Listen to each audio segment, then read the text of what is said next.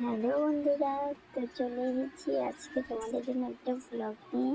তো দেখো, আমরা আজকে পুজো করবো বলে তো ফুল তুলতে এসে গেছি। তো ফুল তুলতে এসে দেখছি অনেক কম গাছে ফুল। কালকে দেখে গেছিলাম অনেক ফুল, তো আজকে দেখছি অনেকে তুলে নিয়ে চলে গেছে। তারপরে আকন্দ ফুলটা তুলে নিয়েছি, এখন এসে গেছি ধোত্রা ফুল তুলতে। তো ধোত্রা ফুল তুলতে এসে দেখি একটাও গাছে ফুল নেই। তো তারপর খুঁজে খুঁজে কটা ফুল পেয়েছি, দু একটা, তো ওটা দিয়ে হয়ে যাবে। কি করা যাবে বলো, না পাওয়া গেলে তো আর কিছু করার নেই। তো ব্যাস, ধোত্রা ফুল তোলা হয়ে গেল। তো এখন চলে যাব বাড়িতে, আরো অন্যান্য জিনিস তুলতে হবে। তো তার আগে তোমাদের একটা জিনিস দেখাবো। এই দেখো, এটা আমাদের এখানকার পেট্রোল পাম্প। তো তারপরে চলে এসেছি তুলসী পাতা তুলতে। তো তুলসী পাতাগুলো অনেকগুলো তুলে নিয়েছি, কারণ আমাদের বাড়িতে ছোট ছোট তুলসী গাছ, সেই জন্য রোজ পুজো করতে তুলসী পাতা লাগে। বেশি করে তুলে নিয়ে যাচ্ছি যাতে পরে কাজে লাগতে পারে। তো তারপরে চলে এসেছি বেলপাতা তুলতে। তো বেলপাতা তুলতে এসেছি, এটা হলো আমার একটা বান্ধবীর বাড়ি, তো এখানে বেলপাতা তুলতে এসেছি। তো আমার মেয়েও বেলপাতা তুলবে। তারপরে ওকে বলেছিলাম থাক, তুলতে হবে না, হাতে কাঁটা পড়ে যাবে, মানবেই না, বলছে তুলবো। তারপরে এসে গেছি সাদা ফুল তুলতে।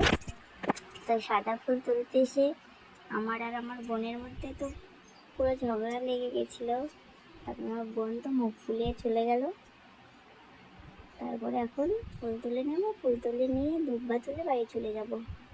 তো এখানে নিচেই দুব্বা আছে, তো বসে পড়েছি দুব্বা তুলতে। তো কালকে এসে দেখে গেছিলাম অনেক দুব্বা আছে, তা আগে সোমবারে নিয়ে গেছিলাম তখনও দেখেছিলাম। তো আজকে এসে দেখছি অনেক কম। তো যাই হোক, সবাই পুজো করছে, নিচ্ছে, ভালো কথা। আমরা যেটুকু পেয়েছি নিয়েছি, আর দ্রব্যগুলো এরকম করে তুলে নিচ্ছি। বাড়ি গিয়ে ছিঁড়ে নেবো, নইলে অনেকটা সময় লাগবে, এখানে আর রোদ উঠে গেছিলো। তারপরে চলে যাব বাড়িতে। তো আমরা বাড়ি যেতে যেতে আমার এখানে একটা বোনের বান্ধবীর বাড়ি আছে, তো ওখানে বাতাবি লেবু গাছ আছে ওদের। ওটা আমাদের বোন হয়। তো আসার সময় বোন বলছে কি ওদের বাড়ি থেকে বাতাবি লেবু নিয়ে যাবো, ওরে খেতে পারবো। তখন আমি বললাম নিয়ে যাবো, তাহলে চল, ঠাকুরকেও দিতে পারবো।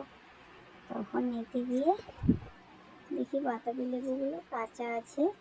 তো তারপরে একটা বাতাবি লেবু তুলে নিয়েছি, ছোট ছিল ওটা, একটু হলুদ হলুদ লাগলো তাই তুলে নিলাম।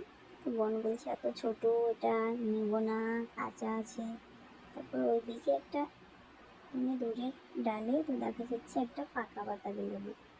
তো ওটা এখন কীভাবে পারবে, ওটা পারলে জলে পড়ে যাবে নাকি সেটাই ভাবছি। তারপরে একটা লাঠি নিয়ে আসলো, লাঠিটা দিয়ে বাতাবি লেবুটা পাড়া শুরু করলো, দেখা যাক পারা যায় কিনা। তারপরে শেষমেশ পারা গেছিল। তো দেখো তোমরা,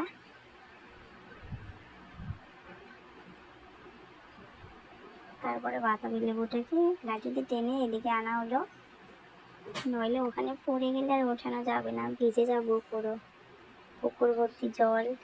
তো আমি গেছিলাম বাতাবি লেবুটা ছিঁড়তে, তো আমি পারছিলামই না।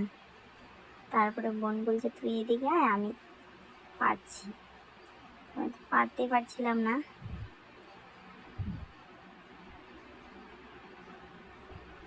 তারপরে বোন এলো বাতাবি লেবুটাকে পারতে, বোনও পারছিল না প্রথমে। তারপরে আমি লাঠিটা ভালো করে টান দিলাম, তারপরে পারছিল। তো আমি বোনকে বলছি যে তোকে আমি ধরে থাকি, তুই যদি আবার জলে পড়ে যাস।